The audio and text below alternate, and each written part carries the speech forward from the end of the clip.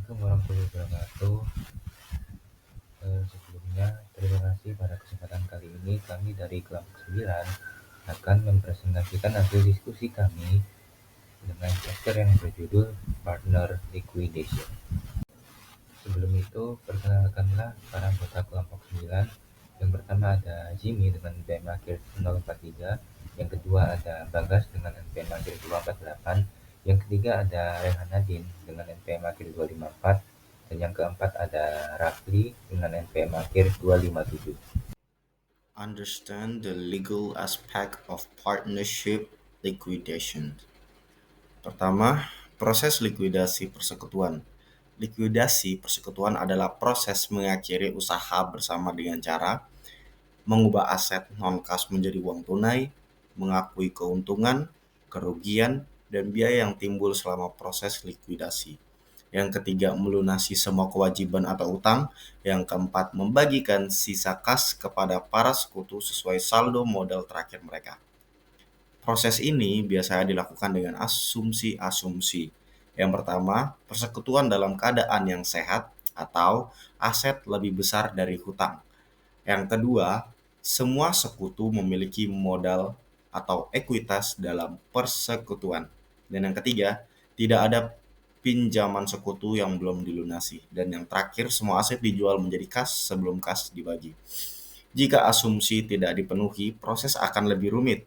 Misalnya pada kasus likuidasi bertahap atau persekutuan yang bangkrut.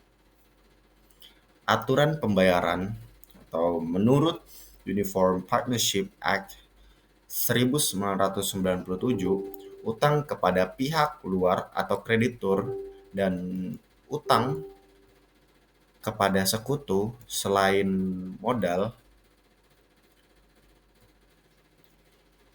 dan laba harus dibayar lunas.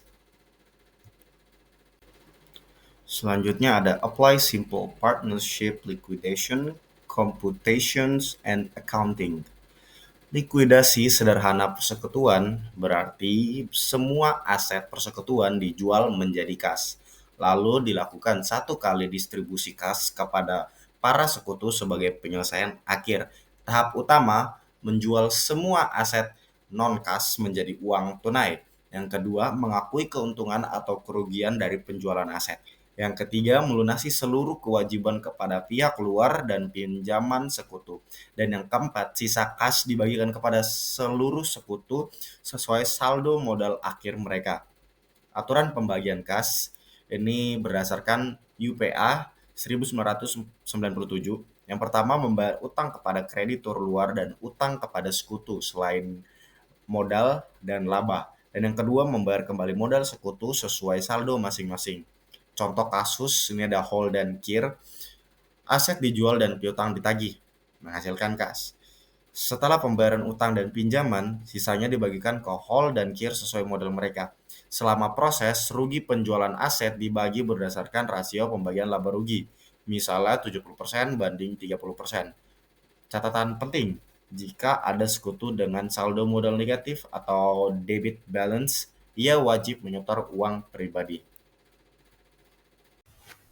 Masuk ke materi konsep dasar safe payments, yaitu jumlah kas yang bisa dibagikan ke mitra secara aman selama proses likuidasi sebelum semua aset non-kas dijual, dengan tujuan untuk memastikan tidak ada partner yang menerima kas berlebihan yang nantinya harus dikembalikan untuk menutup kerugian atas kewajiban. Untuk perhitungan dasarnya, asumsinya adalah yang pertama, semua mitra dianggap insolvent pribadi, yaitu tidak bisa menambah modal. Yang kedua, semua aset non-kas dianggap rugi total atau tidak ada nilai realisasi. Dan yang ketiga, yaitu kas dapat ditahan untuk biaya likuidasi, kewajiban tersembunyi, atau kontingensi. Untuk langkah-langkah perhitungan dari safe payment sendiri adalah menghitung equity mitra, yaitu saldo modal, ditambah atau dikurangi dengan pinjaman mitra, lalu mengurangi equity dengan kemungkinan kerugian aset non-kas, atau dibagi sesuai rasio laba rugi. Lalu jika ada ekuitas yang negatif, dialokasikan ke mitra lain yang masih positif sesuai dengan rasio laba rugi. Lalu ulangi sampai semua ekuitas non negatif, lalu kas yang tersedia untuk didistribusi sama dengan jumlah kas equity akhir atau positif. Hasil akhirnya hanya mitra dengan ekuitas yang positif yang mendapatkan distribusi. Lalu untuk ilustrasi soalnya di sini ada partnership yang bernama Push, Max, dan juga Nan. Nah, di sini di jurnalnya pada debitnya ada kas besar $80, loan to from Max besar $10, land sebesar $20, dan juga bangunan netnya sebesar $140, dan totalnya di sisi debit ada $250, dan di kreditnya yaitu loan payable to Nan sebesar $20 plus kapital 50% sebesar $50, max kapital sebesar 30% sebesar $70, dan juga non kapital sebanyak 20% sebesar $110, dan di sisi kreditnya juga sebesar $250. Lalu untuk perhitungan schedule of safe payment-nya sendiri, yang pertama ada kapital atau ekuitas dari tiap masing-masing modal seorang bersendiri ada 50, max 60, dan juga non 130, dan juga book value-nya possible loss-nya sebesar $160, dan jadi dikurangi untuk bus dikurangi $80, untuk max dikurangi $48, dan untuk non dikurangi $32. Jadi masing-masingnya adalah sebesar minus 30, 12, dan juga $98. Dan untuk kontingensinya possible loss-nya $10, dan masing-masing orang dikurangi $5, $3, dan $2. Jadi hasilnya untuk pas sendiri $35, max $9, dan juga non $96, dan juga mengalokasikan kepemilikannya 60/40 ke max dan juga non, jadinya pas mendapatkan $35, max minus $21, dan non dikurangi $14. Jadi hasilnya adalah bus 0, max minus 12, dan non 82.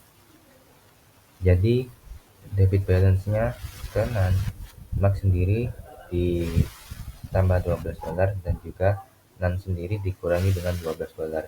Jadi hasilnya untuk bus 0, untuk max 0, dan untuk non sendiri ada $70. Dan ini lanjutannya untuk jurnalnya sendiri. Pada si debit ada loan payable to non sebesar $20, dan juga non modal dari non sebesar $50. Jadi kas di sisi kredit sebesar $70.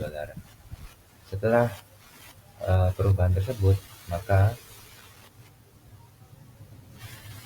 jurnal balance-nya hasil akhirnya di sisi debit ada kas sebesar $10, loan to from max sebesar $10, tanah sebesar $20, dan juga bangunan sebesar $140, dan total di sisi debit ada $180.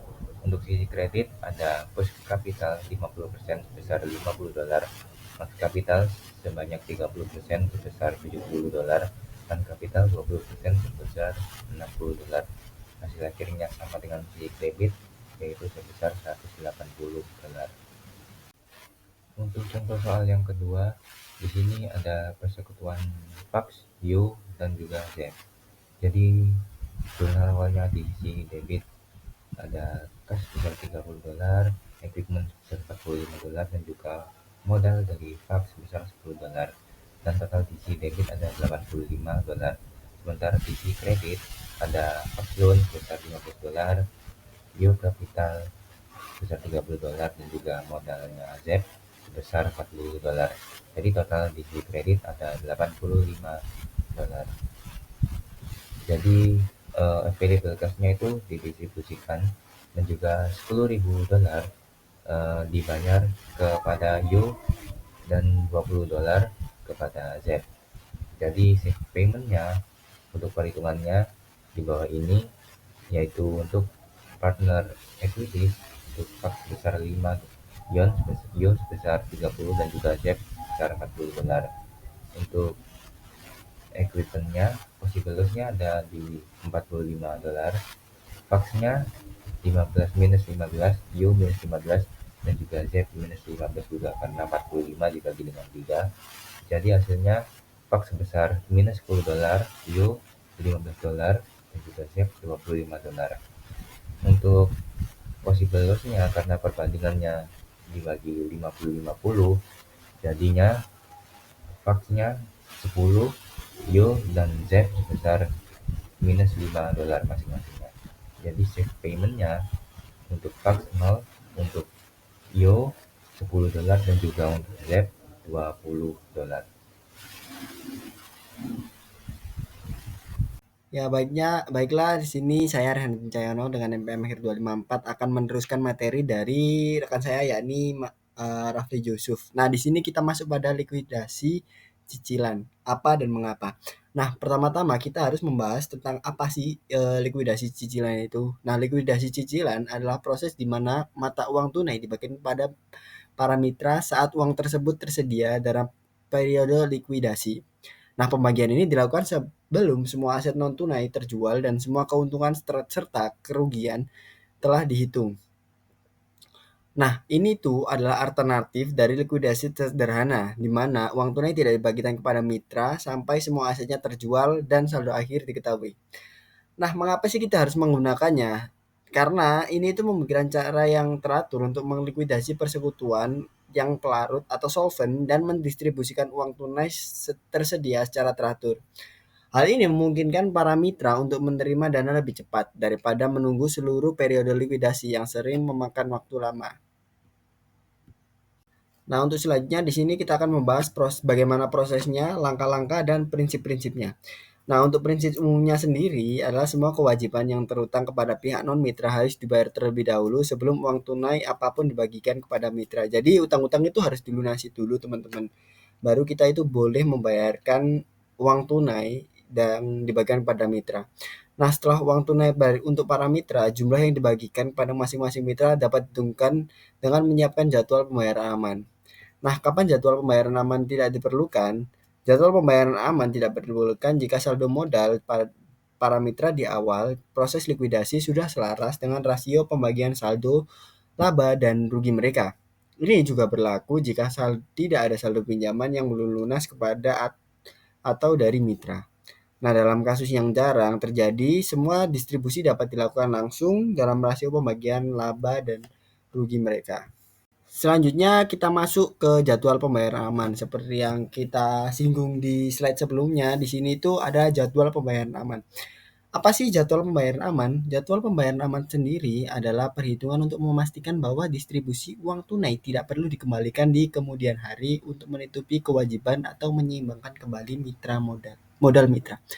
Nah, asumsi utamanya perhitungan ini didasarkan pada dua asumsi utama agar seaman mungkin. Yang pertama, semua mitra secara pribadi tidak pelarut atau insolvent dan tidak dapat menyumbang dana pribadi ke persekutuan.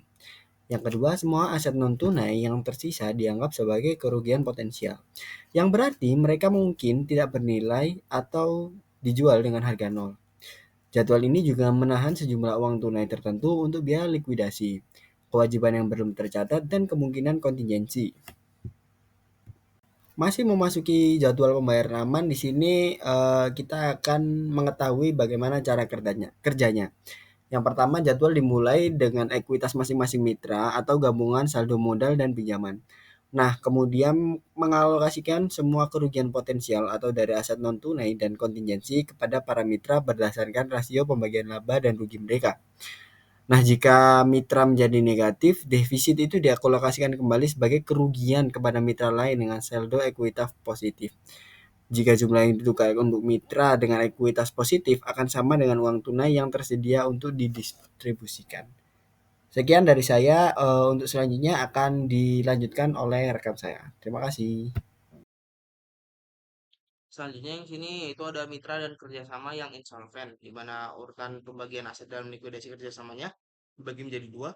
Yaitu yang pertama yaitu jumlah utang kepada kreditor dan jumlah utang kepada mitra selain untuk modal dan laba.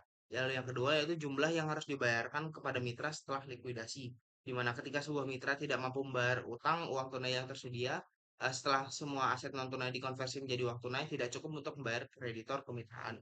Lalu di sini ada contoh soal di mana Feb dan Cat merupakan mitra yang bagi keuntungan secara merata, di mana kemitraan mereka sedang dalam proses likuidasi setelah semua aset dikonversi menjadi uang tunai dan semua uang tunai tersedia digunakan untuk pembayaran kewajiban kemitraan. Saldo rekeningnya yaitu tercatat pada pada liability sebesar 90 di kredit, lalu ada RIC capital, Fab capital, dan cut capital sebesar masing-masing sebesar $30 di $30.000 di debitnya. Lalu dengan tambahan syarat, semua mitra harus memiliki sumber daya pribadi sebesar $30.000. Setiap mitra harus membayar 30.000 ke dalam mitra sebagai pelunasan penuh atas kewajiban kemitraan. Namun kreditor dapat mengumpulkan kekurangan sebesar 90.000 dari salah satu mitra.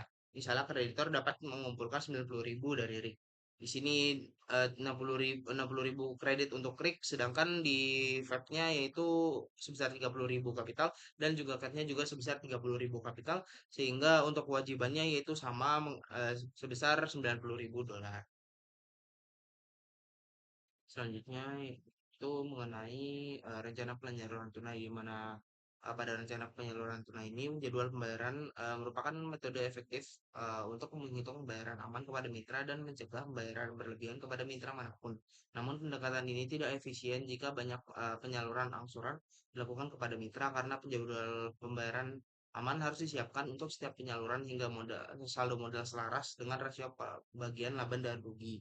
Pendekatan jadwal pembayaran aman juga kurang untuk memadai alat perencanaan karena tidak memberikan informasi yang dapat membantu mitra dalam merencanakan kapan mereka dapat diharapkan termasuk dalam distribusi kas dan kekurangan pendekatan jadwal pembayaran aman ini dapat diatasi dengan menyusun rencana distribusi kas pada awal proses likuidasi. Di sini juga terdapat vulnerability ranking atau peringkat kerentanan di mana di sini terdapat contohnya yaitu pada awal proses likuidasi debt, Ken dan Ren memiliki saldo modal sebesar 340.000, debtnya 340.000, Ken-nya 360.000, dan rent-nya itu sebesar 200.000. Tapi ekuitas pada yang dimiliki mereka yaitu debt sendiri 340.000, Ken sendiri 360.000, dan rent sendiri 160.000, di mana menentukan kerentanan terhadap kerugian potensial. Di sini di vulnerability rankingnya di sini pada partner equity debtnya terdapat 340.000 untuk debt, 360.000 untuk Ken, dan 160.000 untuk rent. Untuk profit sharing rasionya yaitu 0,5 untuk debt, 0,3 untuk Ken, dan 0,2 untuk rent. Lalu ada loss absorption potensialnya yaitu untuk debt sendiri itu sekitar 680.000, untuk Ken 100.200.000, dan untuk rent itu 800.000. Untuk rankingnya itu debt pada yang pertama, lalu ada rent yang kedua, dan juga yang Ken itu terdapat pada ranking ketiga. Ya, di peringkat kerentanan ini menunjukkan bahwa debt paling rentan terhadap kerugian karena ekuitasnya akan berkurang menjadi nol dengan kerugian total sebesar 680.000. Sedangkan pada Ken sendiri yang mendapatkan peringkat paling akhir atau paling tiga yaitu tidak rentan ekuitasnya karena cukup untuk menanggung bagian dari kerugian likuidasi hingga 1.200.000 tersebut. Di sini yaitu masuk pada rencana penyerapan kerugian yang diperkirakan, lalu ada jadwal distribusi kas dan rencana distribusi kas yang ada beberapa contoh soalnya. Di sini yang pertama ada penyerapan kerugian yang diperkirakan di mana jadwal penyerapan kerugian ini disusun sebagai langkah kedua dalam mengemban rencana distribusi kas di mana jadwalnya dimulai dengan ekuitas pralikuidasi dan membebankan ekuitas masing-masing mitra dengan bagian kerugian yang akan tepat menghilangkan ekuitas mitra yang paling rentan, di mana untuk berguna untuk membebankan ekuitas masing-masing mitra yang tersisa dengan bagian kerugian yang dapat menghilangkan ekuitas mitra paling rentan selanjutnya. Di sini untuk debtcan-nya pada assumed loss absorption-nya yaitu di sini terdapat pre-liquidation equities pada debt sebesar 340, pada Ken sebesar 360, dan Ren sebesar 160 dengan total 860. Lalu ada assumed loss absorbnya pada debt ekuitas yaitu Depth-nya sebesar 340, Ken-nya sebesar 204, Ren-nya sebesar 336 dengan total 680, mendapatkan total balance sebesar 180. Lalu asumsi galangan dari asal plan-nya yaitu ekuitasnya yang dialokasi sebesar 60 dibandingkan dengan 40, yaitu di sini 36 dari Ken dan ada dari Ren itu 24, sehingga menghabiskan ekuitas milik Ren yaitu eh, sebesar 24 dan menghasilkan total 60. Jadi untuk balance terakhirnya yaitu pada Dev sendiri yaitu 0, Ken sendiri sebesar 120 dan juga Ren 0 dengan total hanya milik Ken yaitu 120. Mengakibatkan absorpsi dari Ken ini akan ekuitasnya akan paling akhir habisnya dibandingkan dengan Dev dan juga Ren. Selanjutnya itu rencana distribusi kas, di mana Ken sendiri di sini harus menerima 120.000 yang distribusikan kepada mitra tersebut, di mana rencana distribusi tunai untuk mitra Depren dan Ken akan disusun seperti di mana prioritas liabilitasnya dari pertama 500.000 dolar pertama itu sebesar 100%, untuk Ken loan-nya sebesar 100% di 20 ribunya. Untuk Ken-nya sebesar 100% di 100.000 dolar dan sebesar 60 di 60.000 dolar dan Ren-nya sebesar 40% di 60.000 dolar. Dengan kesisa yaitu remindernya sebesar debt 50%, Ken 30% dan juga Ren 20% untuk penghitungannya dari loss absorption-nya. Lalu di sini ada jadwal distribusi tunai di mana penerapan dari rencana distribusi kas dapat diilustrasikan dengan mengasumsikan di mana kemitraan Debt, Ken, dan Ren ini dilikuidasi dalam dua angsuran dengan 550.000 kas didistribusikan pada angsuran pertama dan 250.000 pada angsuran kedua dan terakhir. Di mana rencana distribusi kas akan digunakan dalam menyusun jadwal distribusi kas seperti ini, yaitu di sini kas distribusi untuk priority kreditornya sebesar 500.000 dan priority liabilities-nya sebesar 500.000. Pada Ken loan pada cash distribusinya sebesar 20, lalu Ken capital sebesar cash distribusinya sebesar 30 dan juga Ken capitalnya sebesar 30. Hmm, Lalu installment yang keduanya yaitu Ken capitalnya di sini pada cash distribusi sebesar 70.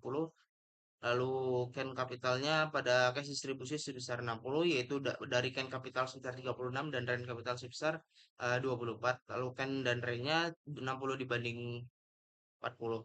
Lalu ada reminder yaitu 50, alokasinya yaitu sebesar 50 banding 30 banding 20 menghasilkan 120, yaitu dari 60 dari Debt, 36 dari Ken dan 24 dari Ren, menghasilkan nominal pada cash distribusinya sebesar 250, debt capital 60, Ken capitalnya 142, dan rent capitalnya 48.